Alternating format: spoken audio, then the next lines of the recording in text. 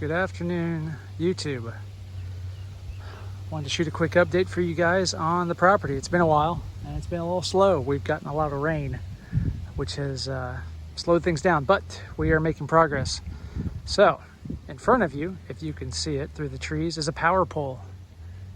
That is where our electricity will be coming from. And I've been spending this afternoon marking a lot of that out. So I want to take you on the journey. So, what you can see here as I walk and I talk is all the trees that have to get taken out in order to put a power pole right where that little orange mark is. There's an orange mark and a flag back there and a stake. So we're going to put a power pole there to hop the road. And as you might notice, that's not my drive, that's my neighbor's. So in order for me to get power the best way possible, I had to make friends with my neighbor and see if we can put a pole on his land. Now, he will benefit from this when he gets power out to his place because he's doing the same thing I am. So we worked out an agreement. So all this caution tape that I've run is basically the easement that needs to happen in order to go have electrical service overhead. And I don't know if you can see back there all the way in the back the other line, but we're basically cutting 15 feet on each side of that pole all the way around. So basically a 30-foot swath from floor to sky and 15-foot diameter around the pole. So you can see the corridor that's marked out here. All this is going to get cleared off, and those overhead lines are going to go up to my drive and hop my driveway over to here. You can see here, it'll be pole number 2. And you can see where I've kind of marked out a 15-foot radius around it.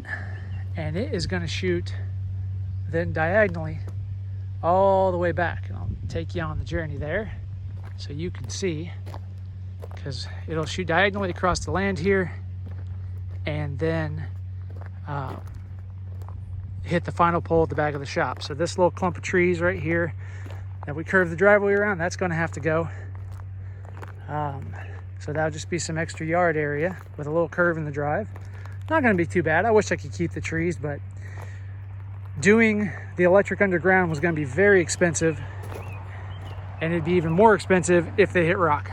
So the cost to do the above ground electric is basically going to be free, and I happen to like free.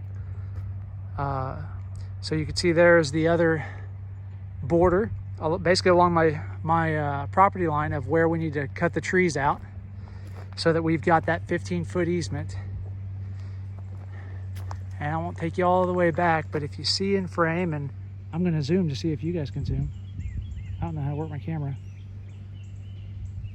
I don't know if you guys can see it, but in about center frame, there's a little orange flag, and that is going to be where the final post is going to be.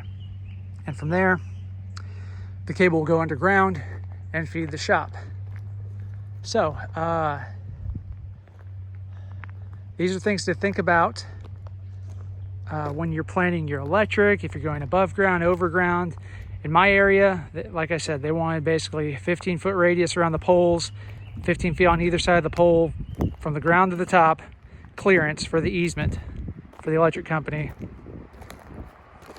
And they were going to charge me about $12 a foot to burrow underground, because as far back as I am off the road, I would have had to do primary electrical cable, which is the high voltage, 7,000 volts or so. So that goes 4 foot underground and a whole big mess. So overhead is easier.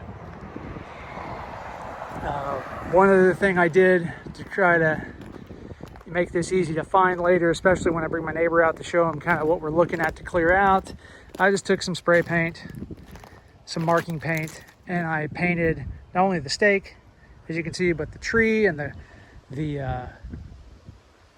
caution tape as well, just so it'd be easy to find, so you're not hunting and looking for just a stake and a flag on the ground. So that's really about it.